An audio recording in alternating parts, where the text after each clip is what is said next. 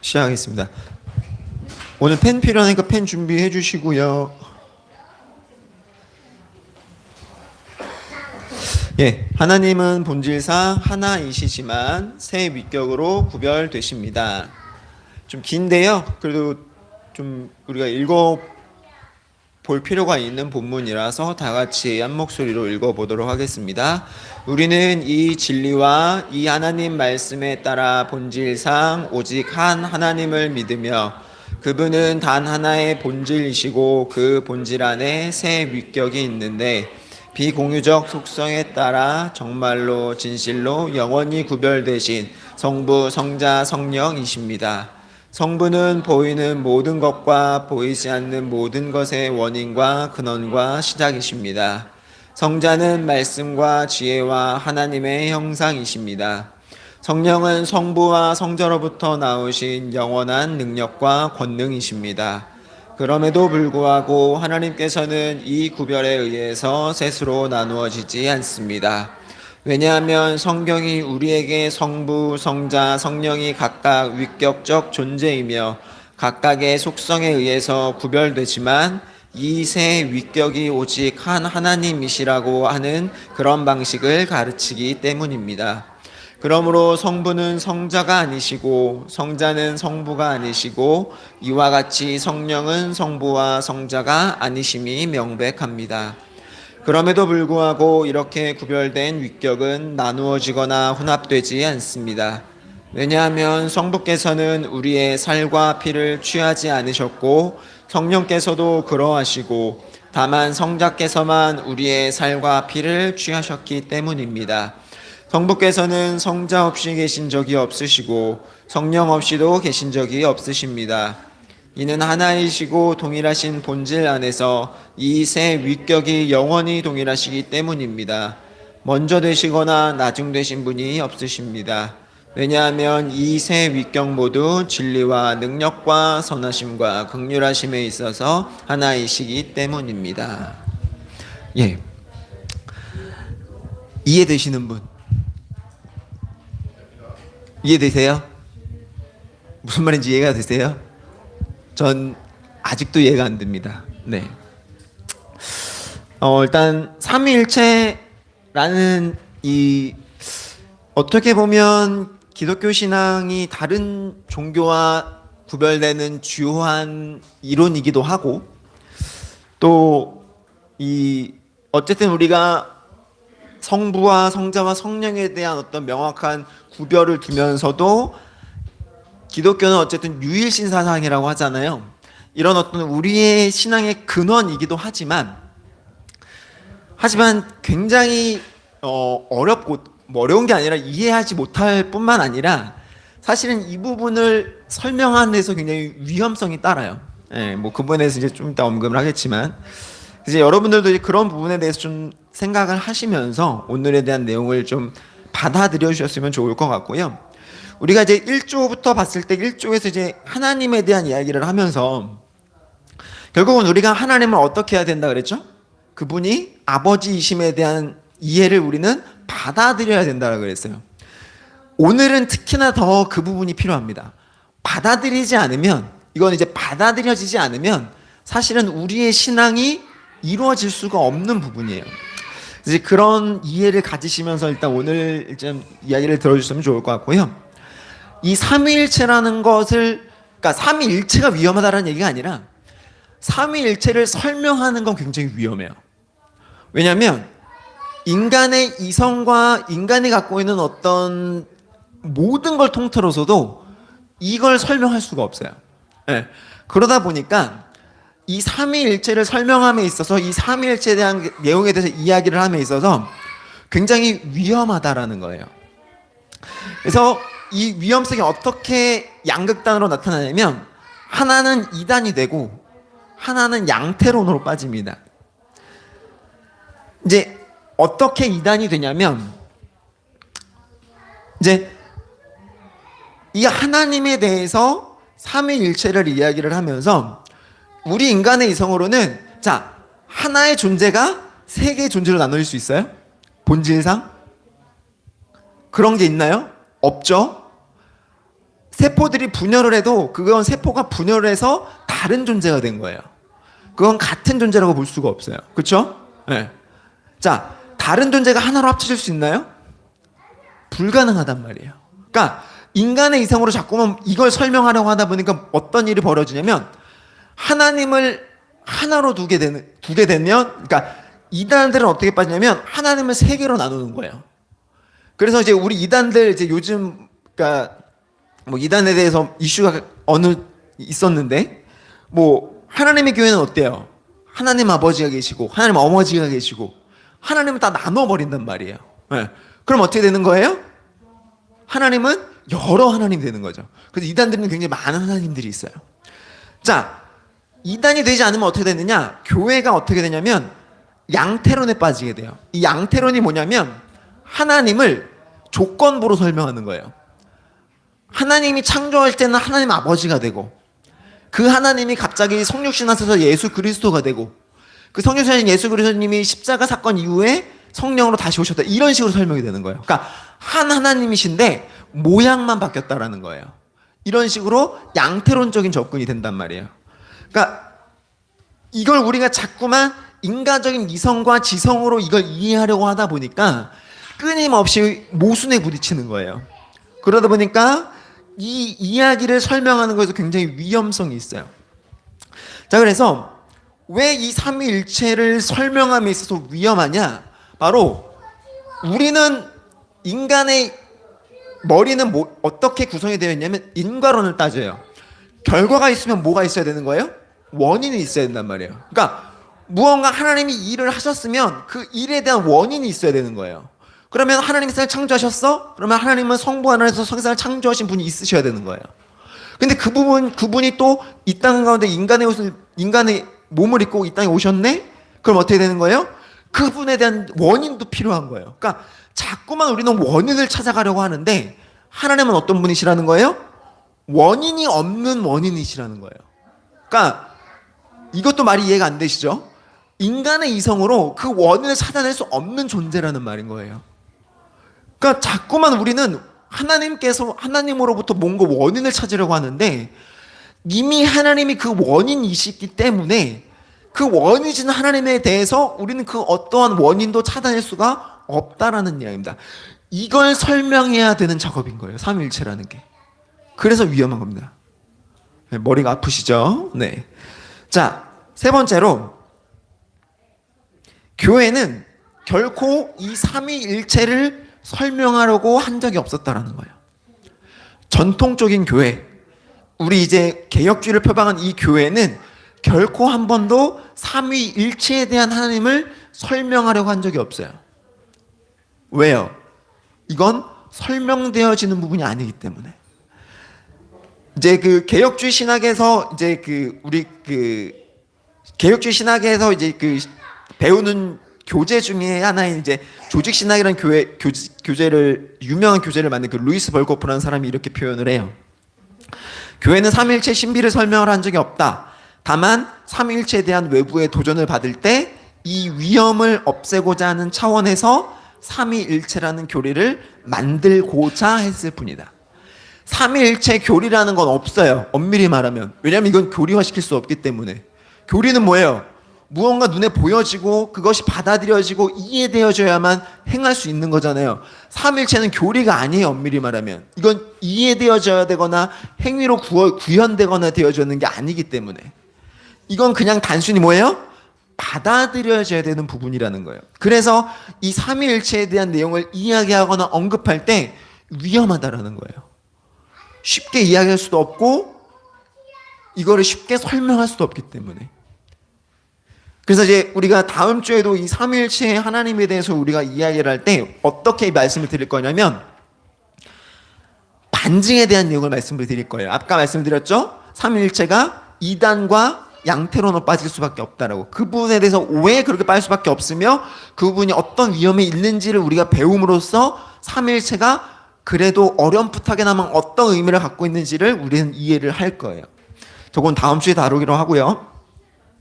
자, 그래서 이제 어찌됐든 아까도 말씀드렸다시피 역사적으로 끊임없이 교회는 이 삼위일체에 대한 내용으로 도전을 받았어요.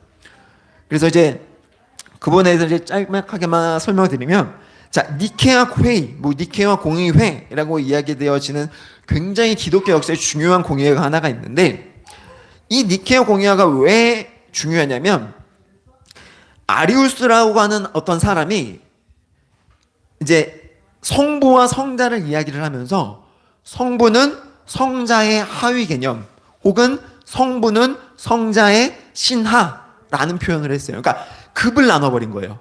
성부와 성자의 급을 나눴어요. 자, 이렇게 되면 어떤 문제가 발생하죠? 성자는 하나님이 아니시게 되는 거예요. 그러니까 성자에 대한 존재에 대한 규명을 다르게 할 수밖에 없는 거예요. 왜냐하면 우리는 어떻게 알고 있어요? 성자는 성부 하나님과 동등한 하나님이시라고 이해를 하잖아요. 근데 이걸 급을 나눠버리니까 어떤 문제가 발생해요? 성자의 십자가의 사건이 아니게 되어버리는 결과가 발생하는 거예요. 그러니까 이런 문제들이 발생을 해요. 이단들 앞에서는. 그렇기 때문에 성부는 성자와 다른 이질적인 존재로서 성자 하나님에 대한 개념을 재정립해야 된다라고 주장을 하기 시작한 거예요. 그러니까 이 부분에 대해서 이제 교회가 도전을 받잖아요. 그래서 이 부분에 대해서 이제 아타나시우스라는 교부가 성자는 성부와 완전 동질이다 라고 이야기를 하게 되는 거예요. 그러면서 이거에 대해서 끊임없이 몇 년 동안 이야기를 하면서 결국 이 니케아 공의회에서 성부는 성자와 동일하신 본질이다 라고 규정을 짓게 돼요. 자, 그 다음에 콘스탄티노플 회의가 있는데, 니케아 회의 때는 누구와 누구에 대한 얘기를 했어요? 성자와 성부에 대한 이야기를 했어요. 그러다 보니까 또 한 분이 빠졌죠. 누가 빠졌어요? 성령이 빠진 거예요. 그러니까 성부와 성자는 설명이 됐어. 오케이. 근데 그럼 성령은 뭐야? 성령은 도대체 어떤 존재야? 라는 거에 대한 의문이 들기 시작한 거예요. 그걸 재확인하기 위해서 이제 성부, 성자, 성령이 동일 본질이시면서 또 삼위를 가지고 계시다라는 것들에 대해서 이제 규명하기 위해서, 명확하게 하기 위해서 콘스탄티노플 회의가 발생을 한 거고요. 이제 마지막으로 삼위일체에 대한 규정을 보다 더 명확하게 했던 이제 칼케돈 공의회라는 게 있는데, 이 칼케돈 공의회는 왜 나왔냐면, 동방정교회에서 이제 그리스도의, 그러니까 끊임없이 이 삼위일체에 대한 의심을 끊임없이 받는 게 뭐냐면 성자의 성육신이에요. 네.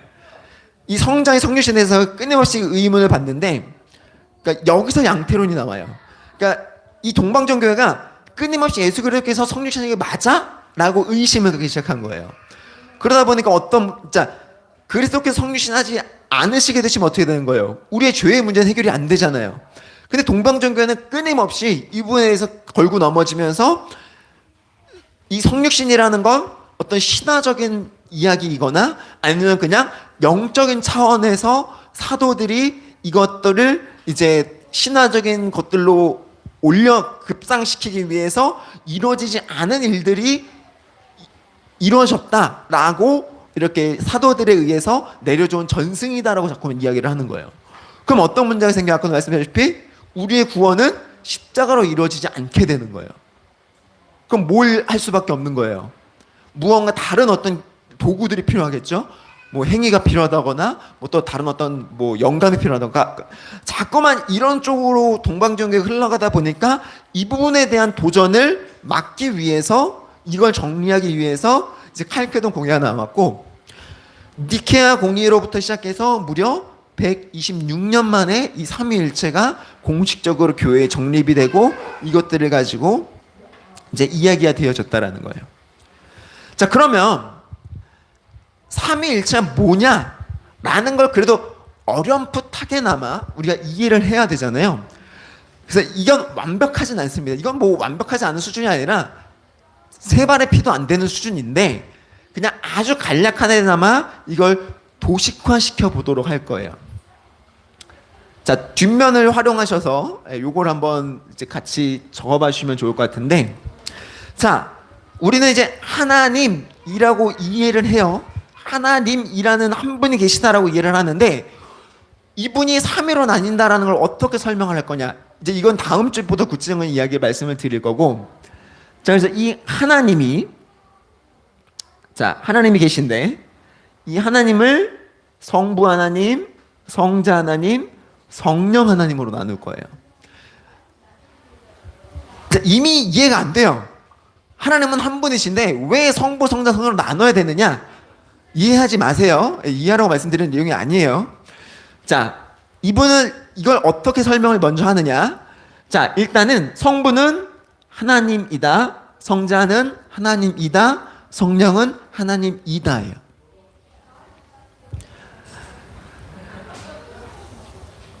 자, 여러분들에게 이해를 구하기 위해서 말씀드리는 내용이 아닙니다. 다시 계속 끊임없이 말씀드리지만 이건 그냥 납득하셔야 되는 거예요. 사모님. 자, 이게 정확히 자, 이건 이해가 가시죠?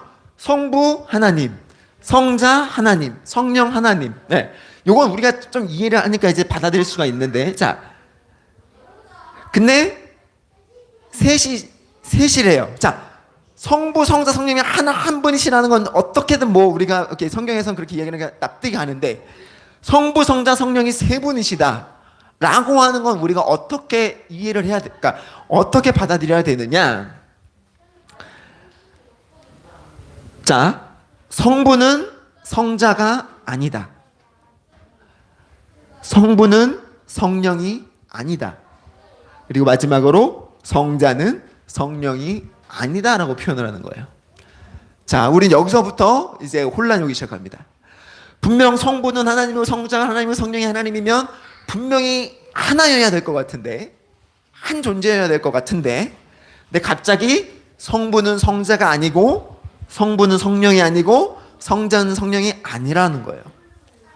근데 이 아님에 대한 표현을 정확히 어떻게 하고 있냐면, 완전히 하나이시지만 완전히 구별되신다라는 거예요.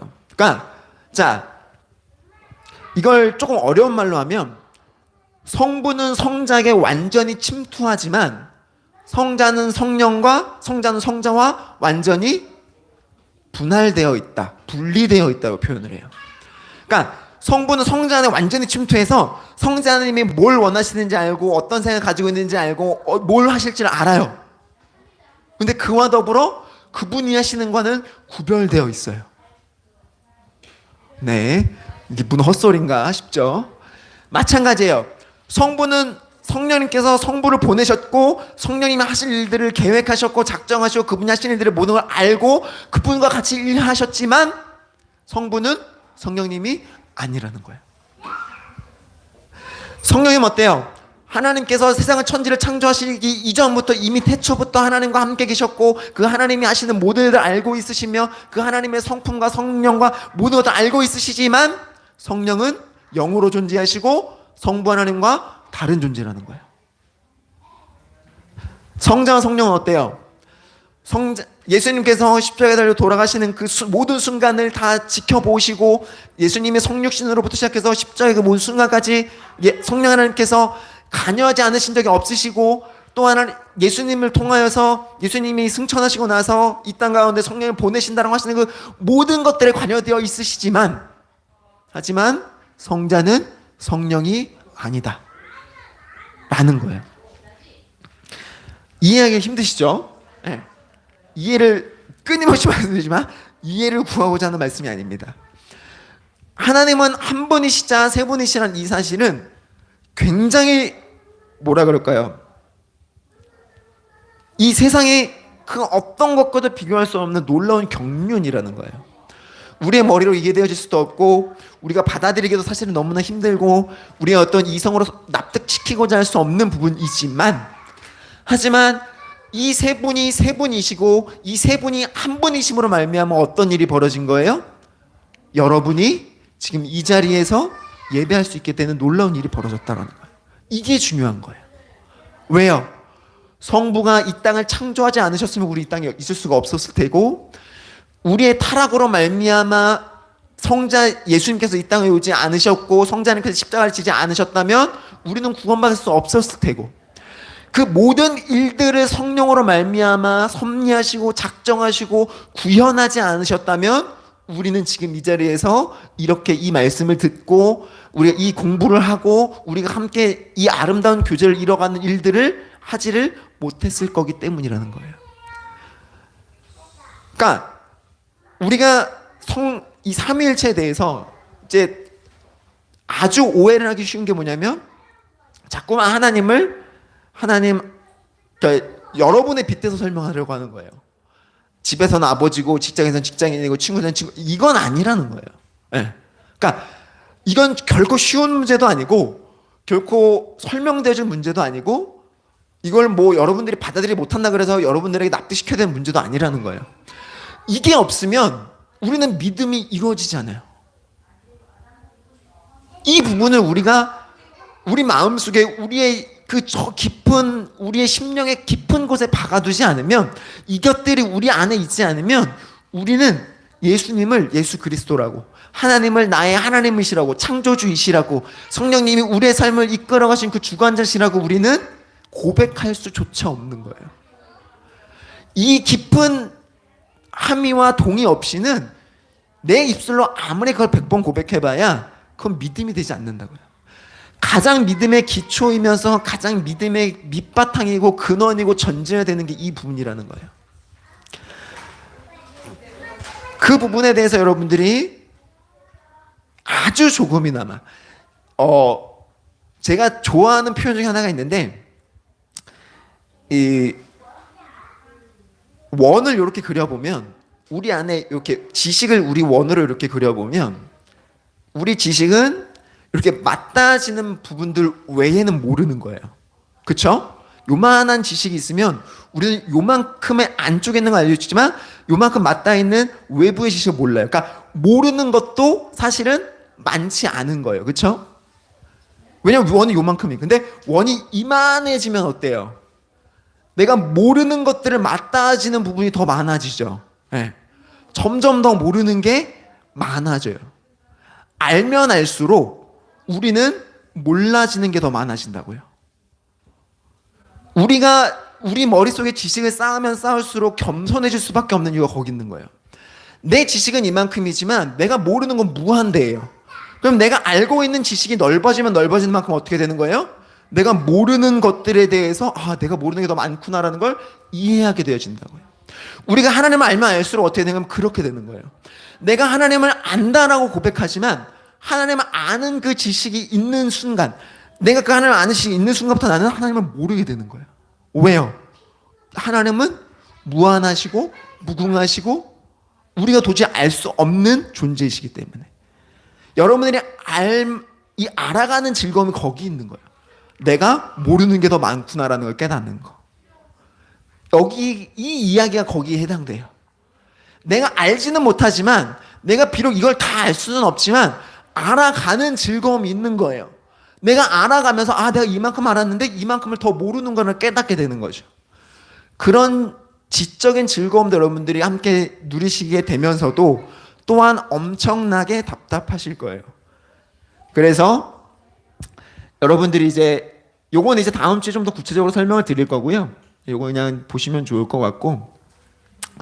그래서 삼위일체의 하나님에 대해서는 그쵸? 알면 알수록 더 모르게 되는 거예요. 그런 생각을 가지시고 요걸 좀 접근해 주셨으면 좀 좋을 것 같고요. 다음 주에 그럼 좀 더 모르는 내용으로 여러분들과 함께 만났으면 좋겠습니다. 수고하셨습니다.